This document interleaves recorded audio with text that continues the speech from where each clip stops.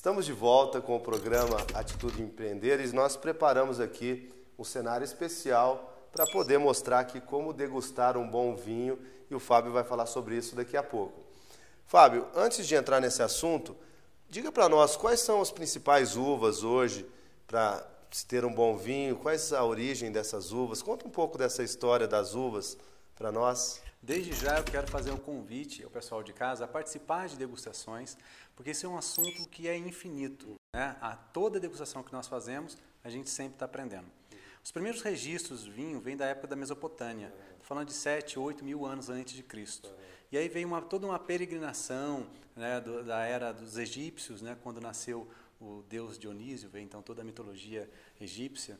E aí depois veio a mitologia grega, adentrou a história na época na Grécia, né, o Baco, inspirado até em Dionísio, daí vem a expressão dos bacanais. Baco ele celebrava muito com vinhos, no auge, né, dos bacanais.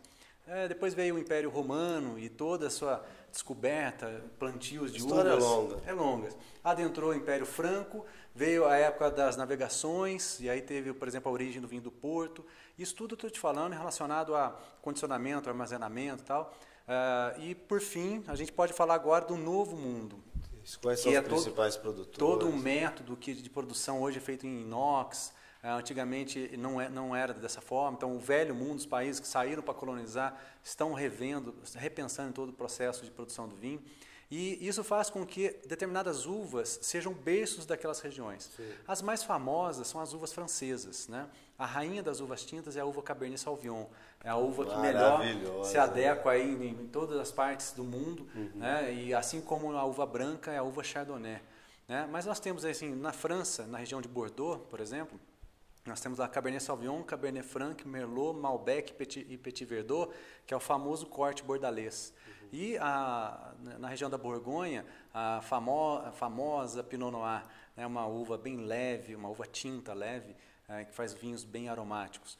Lá também tem a uva Chardonnay, que a região dela é da região de Borgonha, a Chardonnay de lá. Mas temos a Syrah, da região do Rhône. Então, é muito comum, quando a pessoa vai comprar um vinho, ela pedir pelo nome da uva. E isso é uma tendência mais dos novos mundos. Chile, Argentina, Austrália, Estados Unidos. E aqui na América do Sul e América do Norte. Agora, quando você vai falar do velho mundo, não é comum você comprar um vinho pelo nome da uva. É muito mais comum você comprar o vinho pela região. Pela região. Eu vou comprar um vinho da região do Douro. Que característica que tem lá? Aí é o que a gente chama de terroir. Você tem o solo, você tem o clima e você tem as variedades de uvas que se adequam àquela região. Então, muitas vezes são blends, né? E a capacidade do enólogo em fazer um vinho equilibrado. Blends é a mistura de uvas, das uvas, né? Então, o grande desafio... E o Brasil nesse cenário? O Brasil ele vem melhorando muito, com muito estudo, porque nós somos um país tropical. Muito calor, chove muito. Conhece aquele ditado que fala, aqui tudo que se planta dá? Para a uva isso é ótimo, para o vinho isso é péssimo. A uva, quanto mais castigada ela for, quanto mais ela sofrer, quanto menos água ela tiver, pior para ela, melhor para o vinho. Porque ela retém menos líquido e aí, naturalmente, ela vai formar uma casca mais rígida, que vai dar mais pigmento de cor, ela vai desenvolver mais tanino, tudo isso em proteção própria. Então, ela vai tentar ao máximo se desenvolver. A concentração de polpa em relação às outras características do vinho, os outros elementos do vinho, vai fazer com que esse vinho... Se as pessoas quiserem uma formação nesse sentido, você orienta. Você tem a formação de pessoas assim. Aí tem desde o curso básico, que é a parte inicial, até o curso intermediário e depois o curso profissionalizante, que é para quem vai trabalhar. Vamos para o assunto que as pessoas estão esperando? Vamos lá, chegou a hora. Hoje, com o advento da tecnologia, da informação da internet, a informação sobre vinho tem aos borbotões. Informação que mais tem. E as pessoas chegam a você já com talvez uma informação pré-concebida já. E como você lida com isso, depois você mostra para nós como degustar um bom vinho. Rogério, excelente pergunta. Quando a gente lidar com pessoas, a gente está falando muito de autoestima, de ego, de personalidade. E nós que estamos servindo, a gente tem que ter uma habilidade muito grande. Por quê? Eu, como sommelier, por exemplo, vou atender uma mesa que ele é italiano, ou a ascendência dele é italiana. Ele entende tudo de vinho da Itália. E ele vai me questionar, e ele vai me cobrar. E eu tenho que ter essa sensibilidade e muita habilidade de não me tornar uma pessoa arrogante, ou que no mundo do vinho a gente chama no famoso enochato. Eu não estou ali para mostrar para ele que eu sei. Eu estou ali para responder as perguntas dele. Então, o direcionamento está muito mais dirigido a servir um vinho da forma correta, né, que faça uma boa harmonização entre o vinho e o prato, do que demonstrar conhecimento. Legal. Isso é habilidade, né? E é um cuidado que você tem que ter para não ultrapassar essa barreira, porque tem muitas pessoas que me procuram hoje no restaurante para aprender. Que legal. Eles chegam e ficam perguntando, Fábio, me fala desse vinho, me fala dessa uva. E como degustar um bom vinho? Mostre para nós agora. Bom, quais são os passos? Primeiro paradigma que a gente tem que quebrar é se a água, também. Se a água ela é com gás ou é água sem gás. Não existe hoje uma regra 100% padronizada para dizer se tem que ser água com gás ou sem gás. O mais importante é o seguinte, para cada taça de vinho que você tomar, você toma uma taça de água. Legal. Nós estamos falando de uma bebida alcoólica. Então, quanto mais o seu corpo estiver hidratado com água, menos o seu corpo vai absorver o álcool. Mais rápido você vai eliminar o álcool e amanhã você vai acordar muito bem e não vai ter dor de cabeça. É necessário tomar água antes também para... Agora, claro que a água com gás, ela ajuda também a limpar a papila gustativa. Então, vamos limpar como pegar a taça? Jamais, vamos falar aqui. Jamais segurar pelo bojo. Aqui não. Jamais, porque a temperatura da mão vai elevar tanto a temperatura da água quanto a temperatura do vinho. Segura firme. Aqui com todos os dedos. E segura firme. E aí agora você vai fazer a degustação clássica sem levantar dedinho. Sem levantar dedinho. Sem fazer biquinho. Né? E dar um gole generoso. Saca-rolha, instrução para quem quiser ter uma facilidade em relação a abrir vinho. Esse é um saca-rolha de 2 tempos. Vai facilitar muito na hora de tirar a rolha da garrafa, tá? Prefira sempre um saca-rolha de 2 tempos para que você não tenha que fazer aquela força excessiva. Muitas vezes colocar a garrafa no meio da perna e... Não precisa fazer isso. É desnecessário, acaba derramando, deselegante. Então, um saca-rolha de 2 tempos diminui a força. O corte, você vai pegar a serrilha e você pega por essa parte da garrafa que tem aqui um degrau aqui e faz na parte de baixo dela, de baixo para cima. 2 movimentos. Um movimento de 180 graus. Aqui também ela requer um pouco de habilidade, com o tempo a pessoa aprende. Fazendo esses 2 cortes, você faz depois um corte de baixo para cima. Ah, que legal. Cortando aqui no meio e depois puxa a cápsula, fazendo com que essa cápsula ela saia sozinha por inteiro. Olha que legal. Tirando essa cápsula, cuidado sempre que eu coloco no bolso, de tentar tirar qualquer tipo de resíduo que possa ter ficado aqui da cápsula na garrafa, para não correr o risco disso cair dentro do vinho. Isso é charme, né? Isso é charme. Vamos agora adentrar a espiral.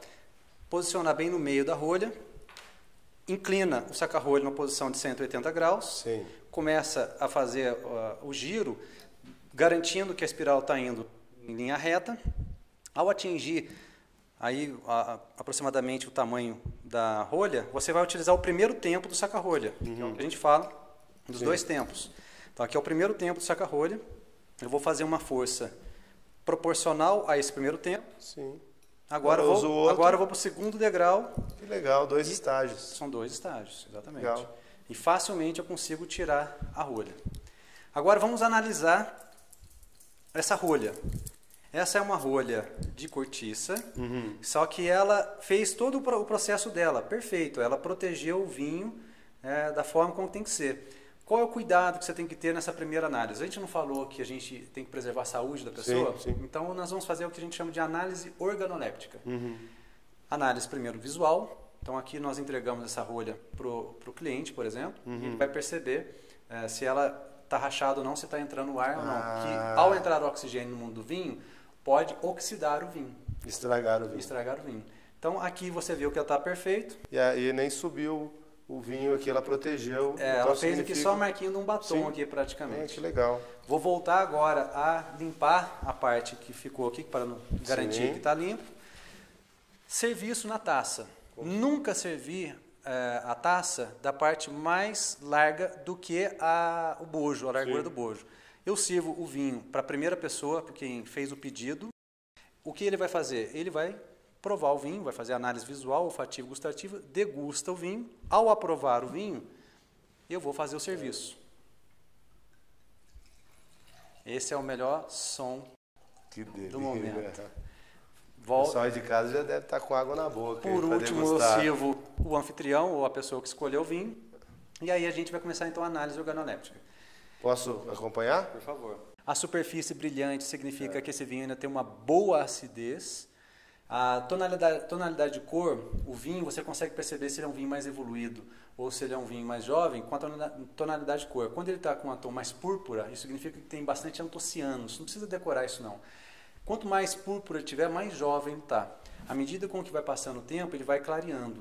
Então você consegue ter na análise visual um vinho a qualidade do vinho.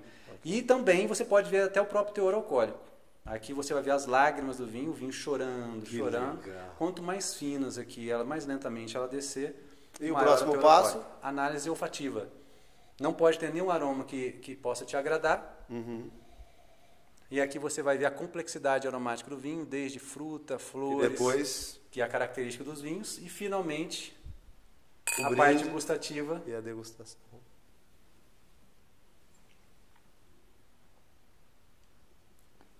É que você dá um gole generoso, você vai perceber o equilíbrio entre doçura, salgado, ácido e amargo. Um vinho de longa persistência. E especificamente esse vinho aqui é um vinho gastronômico, é um vinho que pede comida. Vai muito bem com queijos médios, vai muito bem com uma massa no molho bem recheado, uma carne de panela ou um filé mignon, uma alcatra, uma costela. Foi um prazer enorme ter você aqui. É um assunto muito interessante que nós vamos ter que ter outro programa para falar um pouco mais profundamente sobre isso. Deixa o seu contato para as pessoas que querem saber um pouco mais do vinho, conhecer a sua empresa, conhecer o seu bistrô, que é na Trilha do Vinho, que é um lugar super agradável. Fala para o nosso público aí como é que faz para entrar em contato com você. Curta a nossa página na Trilha do Vinho, no Facebook, também pode nos acompanhar pelo TripAdvisor ou pode me mandar um WhatsApp ou entrar em contato com a gente. Nós estamos aqui em Poços de Caldas, na rua Luiz Bianussi, número 55, na Chácara dos Cravos. E nosso telefone é 3715-6712 ou WhatsApp 99115-1595. Vamos brindar o pessoal de casa. Eu quero agradecer essa oportunidade e a todos vocês fica aí o convite, sempre com moderação. Foi um prazer ter vocês aqui nesse momento e a semana que vem nós temos mais um programa Atitude Empreender com um empresário aqui da cidade de Poços de Caldas ou da região. Um brinde a todos vocês. Um brinde.